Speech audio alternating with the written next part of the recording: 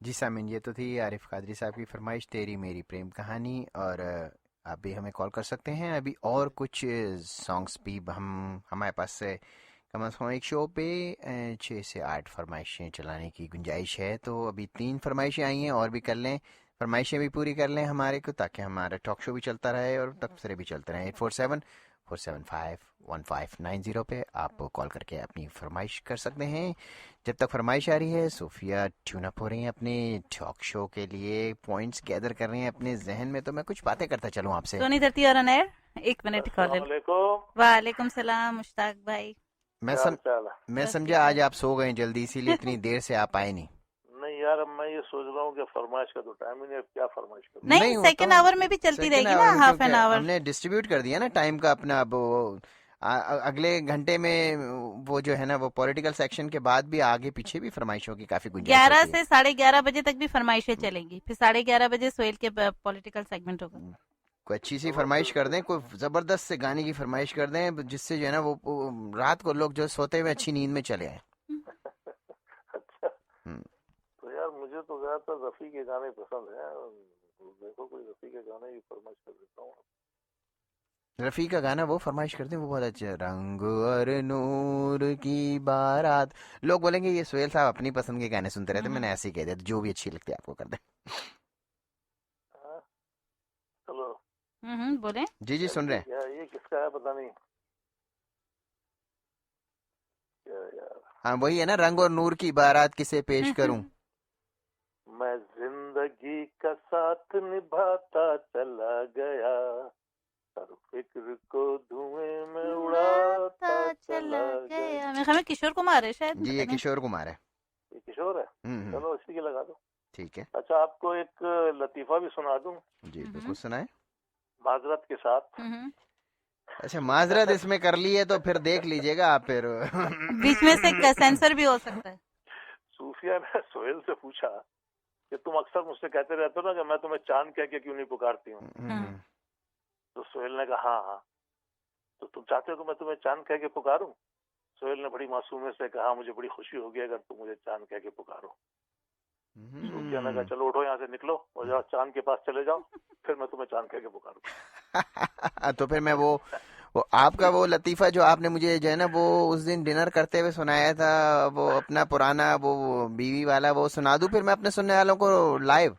چلو سنا. اچھا چلے میں سنا دیتا ہوں. وہ مشتاق بھائی جو ہے نا، وہ جب امریکہ سے واپس گئے تو اپنی بیوی کو انگریزی سکھا رہے تھے. تو بیوی سے بولا کہ جو ہے نا وہ دوپہر میں ڈنر کر لو جی. شوہر نے بولا، یعنی کہ آپ نے بولا، مشتاق بھائی نے بولا کہ یہ جاہل، میں تمہیں کب سے انگریزی سکھا رہا ہوں، یہ ڈنر نہیں ہے یہ لنچ ہے، کیونکہ دوپہر کا کھانا جو ہے لنچ ہوتا ہے. یہ انگریزی سکھا رہے تھے کیونکہ امریکہ سے گئے ہوئے تھے. تو اس نے بولا جاہل ہوں گے آپ، اس لیے کہ یہ جو ہے نا دوپہر کا بچا وہی کھانا ہے. تو ڈنر آپ مائنڈ نہیں کیجیے گا، اس لیے کہ آپ کو نے ایک ایک بات باؤنسر ماری، ایک نہیں میں نے باؤنسر ماری، برابر ہو گیا. میں تو بڑا خوش ہوتا ہوں. چلیں جی، اچھی بات ہے، آپ کے ساتھ پھر بنے گی جو آپ خوش تو ہوتے ہیں. ایسا ہے کہ ایک شاعر اپنا بڑا مشہور ہے، ہوں اس کا جب طلاق ہو گئی بیوی سے، اس نے کچھ بڑے اچھے شعر کہے. ہوں. کوئی ایک شعر ہمیں بھی سنا دے، یعنی کہ تو طلاق ہونے کے بعد بھی کوئی خوش ہوتا ہے، ایسا کون ہاں سا؟ دیکھیں یار، وہ بڑا عجیب اور نہیں بڑا اداس تھا میرا خیال ہے، تو اس کے شعر بڑے اچھے ہیں. اس کا نام تھا جان ایلیا. اچھا جان ایلیا کی بات کر رہے ہیں. جان ایلیا کو تو ہاں میں پرسنلی جانتا ہوں سر جی. ہاں، بڑا زبردست یار نارتھ شاعر ہے وہ. کراچی میں رہتا تھا وہ جان ایلیا کے، تو میں گھر پہ بہت دفعہ گیا ہوں. او ہو. او مائی گاڈ، اس بیچارے کا حال جو تھا نا، بستر کے ارد گرد کتابیں بکھری رہتی تھی اور ہاں میلا کچیلا سا بستر تھا. But he is very very creative guy. بہت ہی اس کی جو بہت شاعری جو تھی نا، وہ دیکھنے سے تعلق رکھتی تھی، سننے سے جو ہے نا تعلق رکھتی تھی. اور اس کے وہ چند میرا خیال ہے جنگ میں ایک کالم بھی لکھا کرتے تھے، 2-3 اشعار کے شعر بھی لکھا کرتے تھے وہ ہاں جنگ ہاں میں. ہاں ہاں. بالکل بالکل، آئی نو جان ایلیا. تو ان کے کچھ شعر ہیں. ہوں نیا ایک رشتہ پیدا کیوں کریں ہم، ہوں بچھڑنا ہے ہوں. تو جھگڑا کیوں کریں ہم، بالکل. خاموشی سے ادا ہو رسم دوری، ہوں. کوئی ہنگامہ برپا کیوں کریں ہم، بالکل بالکل. وفا اخلاص قربانی محبت، ہوں. اب ان لفظوں کا پیچھا کیوں کریں ہم. واہ کیا بات ہے، کیا بات ہے جی. کیا اچھی شاعری کری ہے. جی جی بالکل. وہ میرے خیال ساری زندگی وہ میرے خیال تنہا ہی رہے شاید ڈیورس کے بعد. ہاں بالکل. ان کی شاعری جتنی بھی ہے وہ زیادہ تر باغی قسم کی شاعری. ہاں وہ دنیا سے بغاوت قسم کی کرتے رہے. وہ بالکل منفرد شاعر ہے. مقصد یہ کہ ان کی جو شاعری ہے وہ بڑی الگ سی نظر آتی ہے. اچھا وہ میرے آفس میں ایک خاتون ہوتی تھی, کہنے لگی شام کو کہ جان ایلیا کے پاس چلتے ہیں. میں نے کہا کون جان ایلیا؟ وہ جو جنگ میں لکھتے ہیں اس کے پاس. کہنے لگی ہاں وہ میرے بہت اچھے دوست ہیں. میں نے کہا تمہارے دوست ہیں یار, تمہاری تو شادی بھی نہیں ہوئی ہے. کہنے ہاں چلتے ہیں. تو شام کو میں ان کے ساتھ ان کے گھر گیا تھا, تب میری ان سے جو ہے نا ملاقات ہوئی تھی. لیکن وہ اتنے بڑے نام تھا اور ان کی جو حالت دیکھی میں نے, تو مجھے آج تک وہ یاد رہ گیا کہ وہ جان ایلیا کا گھر اور جو اس کا ارد گرد کا ماحول تھا وہ اسی لیے مجھے بڑا یاد رہ گیا. اچھا آپ کو جان ایلیا کے معنی پتہ ہے کیا ہے؟ نہیں معلوم. نہیں. جان ایلیا کا مطلب ہے علی کا غلام. اچھا جان ایلیا علی کا غلام. صحیح ہے. جان ایلیا علی کا غلام. جی جی جی. تو بہت اچھی آپ کی جو ہے نا وہ ماشاءاللہ چوائس تھی شاعری سنانے کی, اور آپ کی فرمائش بھی ہو گئی ہے اور لطیفہ بھی ہو گیا. چلے ٹھیک ہے, اگر موقع لگے تو لگا دیجیے. جی ضرور لگائیں گے, اجازت چاہتے ہیں. اوکے اللہ حافظ. حافظ. جی صوفیہ آپ ٹاک شو کے لیے تیار نہیں ہے؟ تو میں کچھ بالکل تیار ہوں. اچھا آپ تیار ہیں؟ دیکھیں 40 ہو گئے پھر بیچ میں میرا ٹوٹ جائے گا نا, ٹاک شو ٹوٹ جائے گا. بالکل بالکل صحیح. 847-475-1590 اب ہمیں کال کر سکتے ہیں. آپ کی فرمائشیں اگلے گھنٹے میں بھی کیری آن رہیں گی. 847-475-1590. اور روبینہ جی کی ایک فرمائش باقی ہے, یہ عالم شوق کا دیکھا نہ جائے, وہ ہم ٹاک شو کے بعد پلے کریں گے. جی تو آج کا ٹاک شو پچھلی دفعہ کئی ہفتوں سے یہ سلسلہ چلتا آ رہا ہے کہ ہمارے لسنروں کے ہاں آج وہ شکایت کا دفتر کھلا ہوا ہے. آپ ابھی تک کوئی شکایت نہیں آئی ہے تو کوئی نئی شکایت کیجئے, کوئی نیا کمپلیمنٹ دیجئے تاکہ میں پاس آن کروں ہمارے دیوان اور دوسری جگہوں کے شاپ کیپرز کو, ریسٹورینٹس کو. اچھا تو میں یہ کہہ رہی تھی کہ بہت ہفتوں سے یہ سلسلہ چلا آ رہا ہے کہ کئی دفعہ انڈائریکٹلی اور ڈائریکٹلی ہمارے لوگوں کے ذہنوں میں ایک سوال ہے کہ تقدیر میں لکھا ہے تو ہم کیوں گناہگار بنتے ہیں. اور اس بات پر کافی بحث ہوتی رہی کہ جب ہر چیز تقدیر اور مقدر میں لکھ دی گئی ہے تو پھر غلط کاموں پہ ہمیں سزا کیوں. بات تقدیر کی کریں تو کہ میں پھر اگین کچھ مثالوں سے سمجھانے کی کوشش کروں گی, کیونکہ جو میں نے ریسرچ کی اور جو اسلامی تعلیم یا قرآن مجید کے ٹرانسلیشن سے جو کچھ میں نے سمجھا, میرے ذہن میں یہ بات بڑی حد تک کلیئر ہے کہ تقدیر کیا ہے اور فری ول کیا ہے, مرضی اور ارادے کی کیا اہمیت ہے. اور ساتھ ہی علم غیب کی جب ہم بات کرتے ہیں اور ہم کہتے ہیں کہ اللہ سبحانہ تعالیٰ کو پہلے سے پتا ہوتا ہے کہ ہم کیا ایکشن لینے والے یا کیا کرنے والے ہیں, تو اس علم غیب کا اصل مطلب کیا ہے. تقدیر کو سمجھنے کے لیے ہمیں 4 الفاظوں پر بڑا غور کرنا پڑے گا, کیونکہ ان 4 لفظوں کا تقدیر سے بہت گہرا تعلق ہے. سب سے پہلا ورڈ دعا, دوسرا ورڈ شب قدر, تیسرا ورڈ فری ول, اور چوتھا ہے گناہ اور ثواب کا سلسلہ. ان سب الفاظوں کا میں نے کہا تقدیر سے بہت گہرا تعلق ہے. ویسے تو تقدیر پر ایمان رکھنا ہر مسلمان کا فرض ہے, مگر اس لفظ کی گہرائی سمجھنے کے لیے میں اگین ایک مثال دوں گی آپ کو. ایک استاد ہے, کلاس میں بیٹھا ہوا ہے, ٹیچر ہے, اپنے اسٹوڈنٹ سے وہ ڈسکس کر رہا ہے کہ ایگزام قریب آنے والے. اب وہ ہر بچے کی طرف اشارہ کر کے ایک کمنٹس دیتا ہے. وہ ایک بچے کی طرف اشارہ کرتا ہے کہ وہ کہتا ہے کہ ایز یوزول مجھے یقین ہے کہ ابھی بھی اس مرتبہ بھی یہ بچہ کلاس میں ٹاپ کرے گا.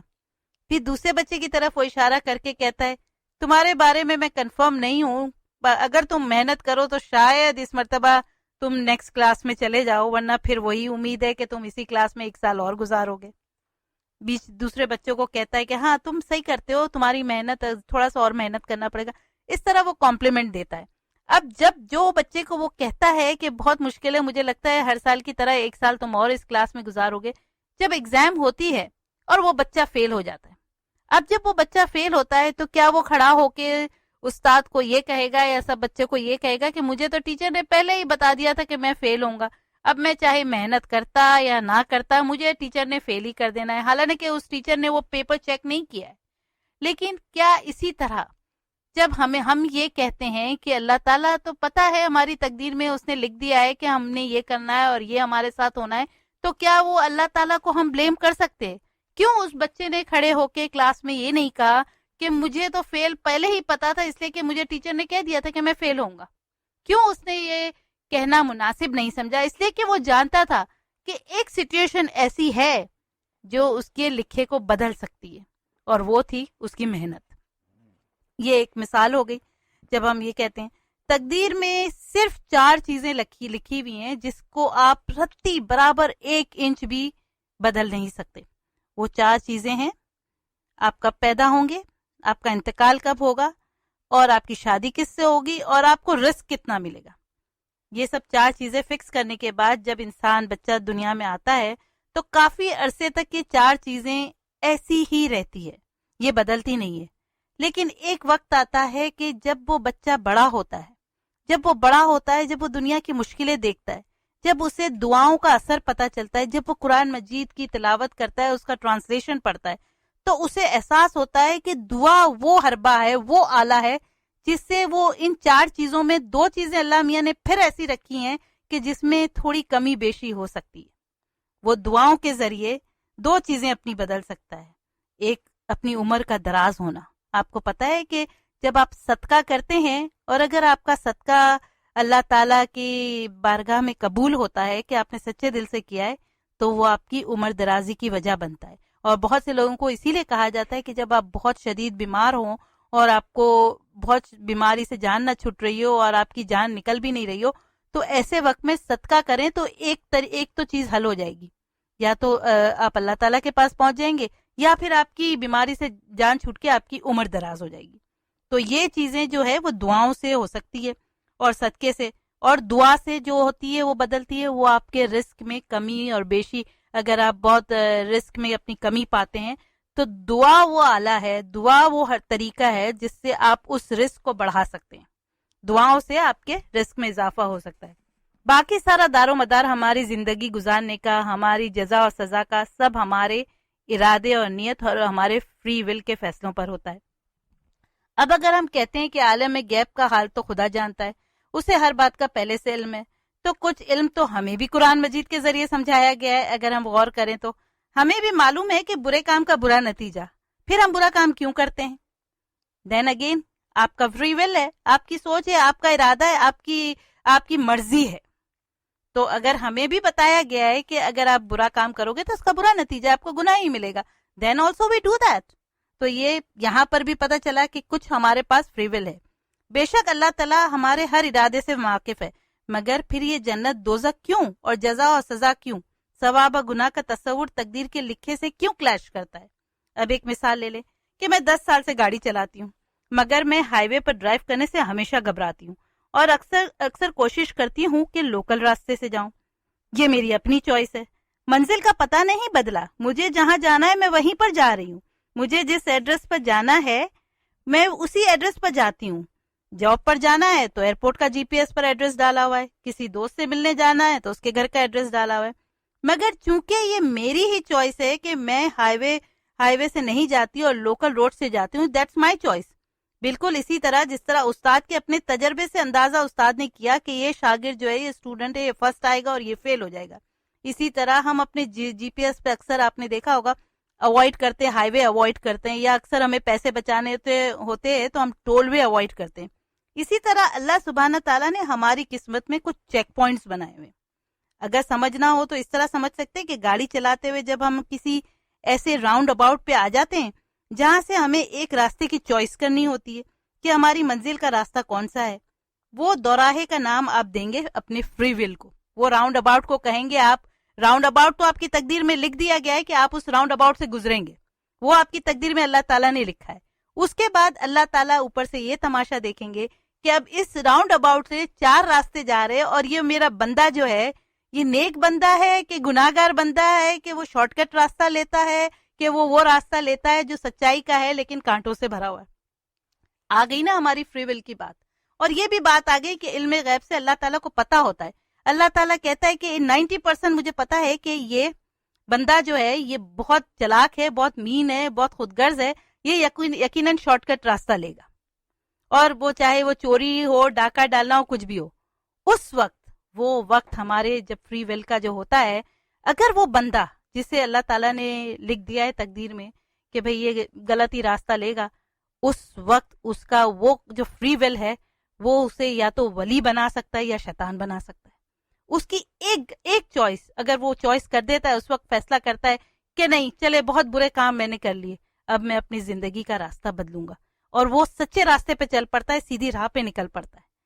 وہی راستہ ہے جو اللہ تعالیٰ کی نظر میں آپ کے ایمان کو، آپ کی ہدایت کے راستے جب اللہ تعالیٰ کھولتا ہے کسی پر، تو یہ وہ فری چیز چوائس کا راؤنڈ اباؤٹ کا وہی پوائنٹ ہوتا ہے جہاں پر انسان فیصلہ کرتا ہے اپنے فری ول سے کہ اس نے پھر اسی برائی کے راستے پہ چلنا ہے کہ سیدھے راستے پہ جانا ہے.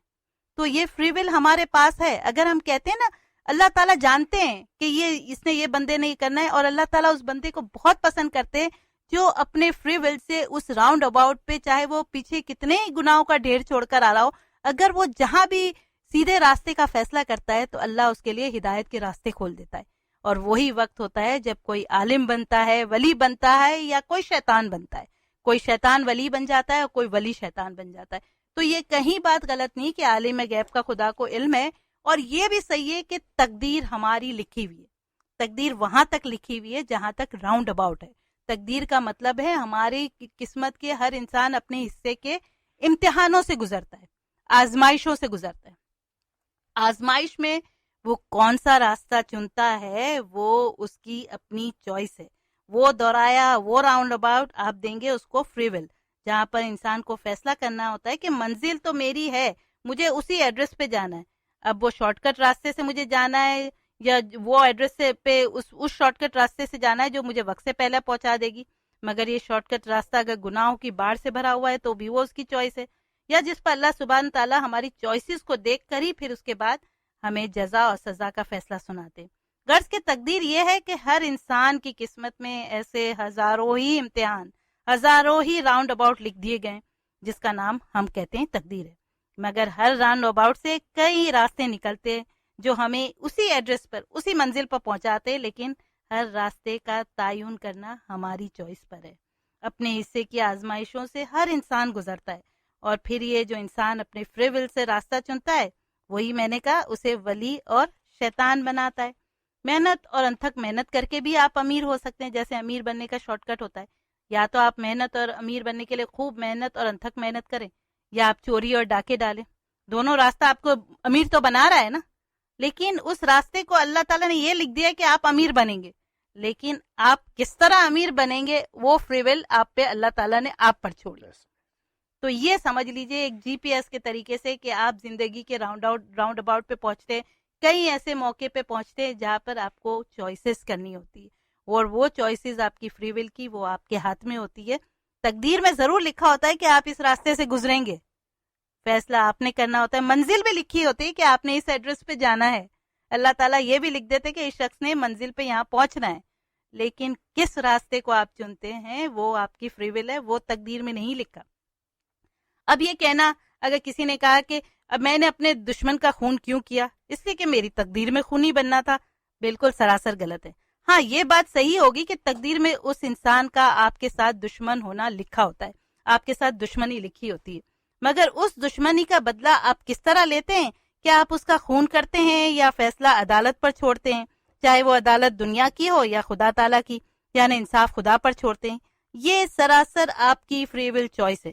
مگر اگر آپ خدا تعالیٰ سے سوال کریں کہ تو نے میرا دشمن اسے بنایا ہی کیوں، تو یہ آپ کے حصے کا امتحان تھا. یو ہیو نو چوائس، آپ کے حصے کا امتحان تھا، لیکن اس امتحان میں آپ کون سا راستہ پسند کرتے وہ آپ کا تھا، جس میں پاس ہونا یا فیل ہونا آپ کے ارادے، آپ کی سوچ اور آپ کے فری ول پہ ڈیپینڈ تھا.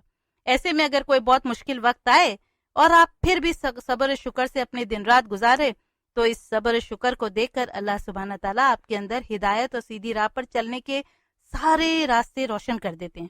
اسے ایسے بندے سے بہت پسند ہے جو ہر حال میں اللہ تعالیٰ کا صبر شکر کرتے ہیں اور اس کے ہر امتحان میں فلائنگ کلر سے پاس ہوتے ہیں. تو دراصل تقدیر کا مطلب یہ ہے وہ امتحانات، وہ آزمائشیں جو مختلف صورتوں میں ہمارے سامنے آتی ہے، وہ ہماری تقدیر میں لکھی ہوتی ہے. پھر آتا ہے وہ وقت ہمارے فری ول کا جب ہم مختلف راستوں میں سے ایک راستہ پسند کرتے ہیں جو ہمیں یا تو جنت میں لے جاتا ہے یا دوزخ میں لے جاتا ہے. اب میرے راستہ جو میں لوکل راستے سے جاتی ہوں دیٹس مائی چوائس. لیکن میں اس بات کی گارنٹی یہ کہیں بھی نہیں ہے کہ میں اگر لوکل وے یوز کرتی ہوں تو مجھے میرا کوئی حادثہ نہیں ہو سکتا.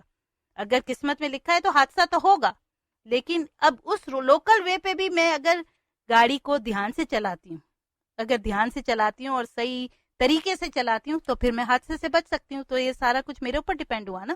تو یہ اس طرح کی چوائس ہے. آپ کو ایک چیز بڑی اچھی بات بتاؤں, میں کتاب پڑھ رہی تھی, اس میں ایک sir Thomas Bodley, founder of the Bodley library, Oxford کی ایک لائبریری ہے, اس کا فاؤنڈر, اور اس نے ایک بک لکھی, آتھر آف ونڈ ان دا سہارا, the messenger and 14 other volumes. مطلب اس نے سہارا ڈیزرٹ کے بارے میں لکھا کہ ایک وقت تھا کہ وہ بہت سی دنیا میں آگے آگے آگے بڑھنا چاہ رہا تھا, پھر اس کو سمجھ نہیں آیا کہ وہ کس طرح ترقی کرے. اس نے آرمی جوائن کر لی.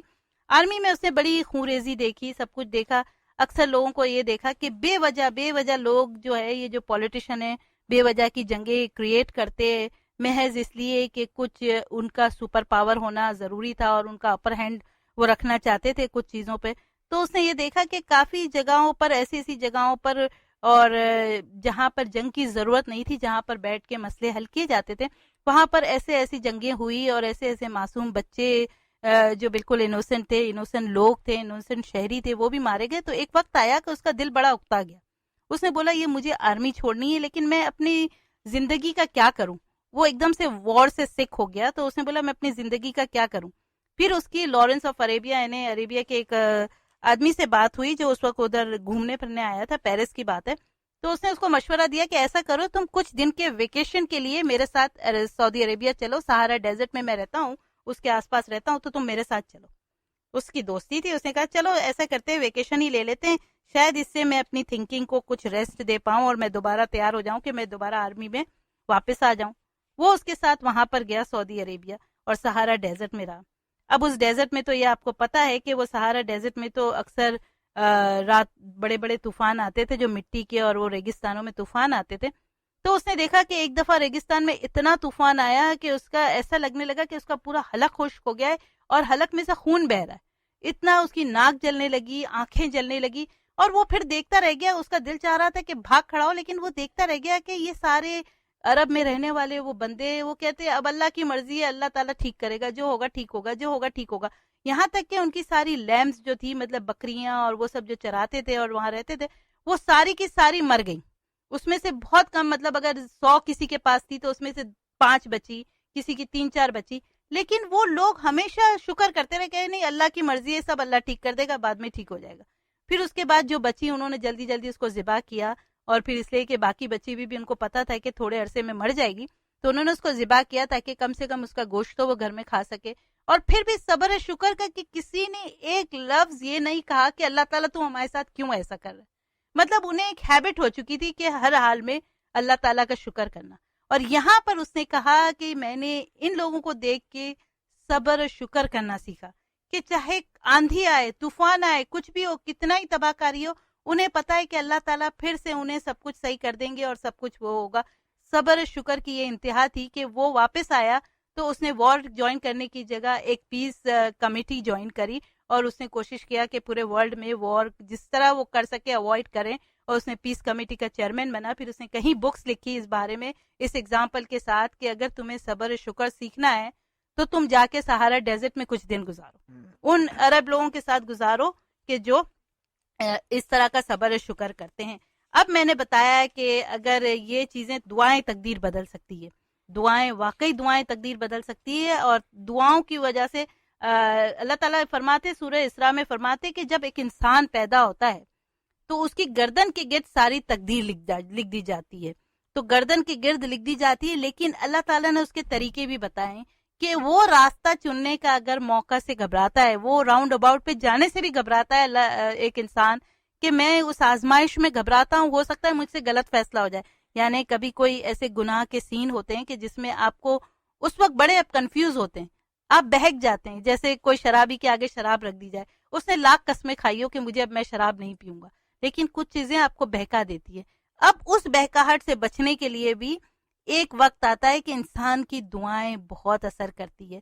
وہ دعا کر کے اپنے راستوں کو بھی تبدیل کرا سکتا ہے, دعائیں کر کے. لیکن دعا اگر دل سے لکھی ہوئے ہو, دل سے کی جائے اور اس میں جذبہ ہو. سورہ مائدہ میں اللہ تعالیٰ نے فرمایا کہ اللہ تعالیٰ کو علم غیب حاصل ہے اور وہ سب کچھ جانتا ہے. سورہ آل عمران کو پڑھے, اس میں بھی اللہ تعالیٰ کہتے ہیں کہ میں ہر اس بات سے واقف ہوں جو تم زبان سے ادا کرتے ہو یا جو تمہارے دل میں چھپی ہوئی ہے.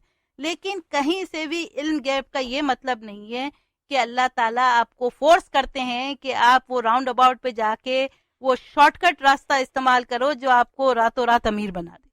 یہ اگر ہم الزام دیتے ہیں تقدیر کو تو یہ بالکل غلط ہے.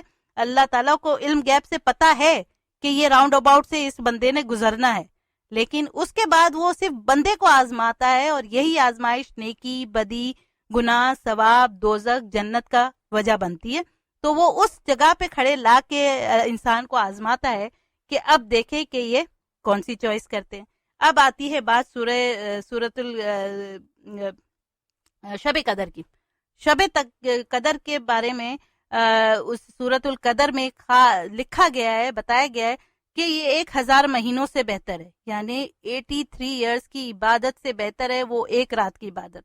اس لیے کہ اس رات کی عبادت میں وہ رات جو ہوتی ہے اس میں پورے سال کی تقدیر لکھی جاتی ہے, پورے سال کی تقدیر. اور اگر کوئی بندہ, کوئی انسان اس رات پوری رات عبادتوں میں مصروف ہو تو آپ سمجھتے ہیں کہ اللہ تعالیٰ جب آپ کی تقدیر لکھ رہے ہوں گے تو وہ یہ نہیں دیکھیں گے کہ یہ بندہ میری اتنی عبادت میں مصروف ہے, اتنی ریکویسٹیں کر رہا ہے, اتنی دعائیں کر رہا ہے, میں اس کے راستے کو کیوں مشکل بناؤں, کیوں نہ اس کے لیے ہدایت کے راستے کھول دوں. تو اسی لیے کہا جاتا ہے کہ یہ چیزیں, ایک دعائیں, ایک شب قدر کی عبادت, یہ عبادت آپ کی تقدیر کو بدل سکتی ہے, آپ کی قسمت کو بدل سکتی ہے, اور اگر یہ ایون آپ کی موت کو ٹال سکتی ہے. اگر آپ اس رات عبادت کریں, آپ بیمار ہیں, اور اگر آپ اس رات بھی عبادت کریں اور اللہ تعالیٰ سے شفا مانگے, شفا کسی صورت بھی ملے گی. اگر اللہ تعالیٰ سمجھیں گے کہ اگر آپ دنیا میں رہ کے اور تکلیف ہوگی آپ کو یہ وہ, تو ہو سکتا ہے کہ وہ آپ کو اپنی طرف بلا لے. اور اگر اللہ تعالیٰ سمجھیں گے کہ نہیں, ابھی آپ کو اور آزمائش دی جا سکتی ہے, آپ سیدھے راستے پر آ گئے, آپ کو ہدایت مل گئی ہے, آپ کو ٹھوکر لگنے کے بعد اب صحیح آپ اس راستے پہ چلنے کو تیار ہیں, تو ہو سکتا ہے آپ کی عمر دراز ہو جائے. تو کہیں بھی یہ نہ جانیں کہ تقدیر کا مطلب ہے کہ آپ لکھے ہوئے کو بدل نہیں سکتے. تقدیر صرف وہاں تک ہے جہاں تک آپ کی زندگی کا راؤنڈ اباؤٹ جاتا ہے اور جہاں تک آپ کا امتحان جاتا ہے. اس کے بعد فیصلہ آپ نے کرنا ہے. اور شب قدر کی رات کی عبادت کی گہری بات کو سمجھیں, دعاؤں کی طاقت کو سمجھیں کہ یہ سب چیزیں کتنی اہمیت رکھتی ہے. اور اس کے بعد آپ سمجھ گئے ہوں گے کہ اب تقدیر کیا ہے. اور تقدیر کا مطلب ہرگز یہ نہیں ہے کہ اللہ تعالیٰ آپ کو فورس کرتے ہیں, کہ اللہ تعالیٰ آپ کو فورس کرتے ہیں کہ آپ اپنی چوائسیز کو بدلیں اور جس راستے پہ اللہ تعالیٰ چاہتے ہیں اسی پہ چلے. اگر اللہ تعالیٰ یہ سب کرتے ہوتے اور تقدیر واقعی لکھی گئی ہوتی اور ہم چوائس بھی نہیں کر سکتے ہوتے, تو پھر یہ سینس ہی نہیں بنتا کہ اللہ تعالیٰ ہمیں سزا کیوں دیتے, دوزخ کیوں ہوتی, جنت کی ہوتی, ہیون کی ہوتا, ہیل کیوں ہوتا. اگر چوائسیز ہمارے پاس, we don't have free will, تو what is the meaning of having hell and heaven. We have a free choice. اور میں نے آپ کو بتایا کس طرح فری چوائس ہوتی ہے, چھوٹے سے اگزامپل سے سمجھانے کی کوشش کی. امید ہے آپ کو سمجھ آ گئی ہوگی. That was my talk show for today. اور we are going on station ID break. We will be back in 2 minutes.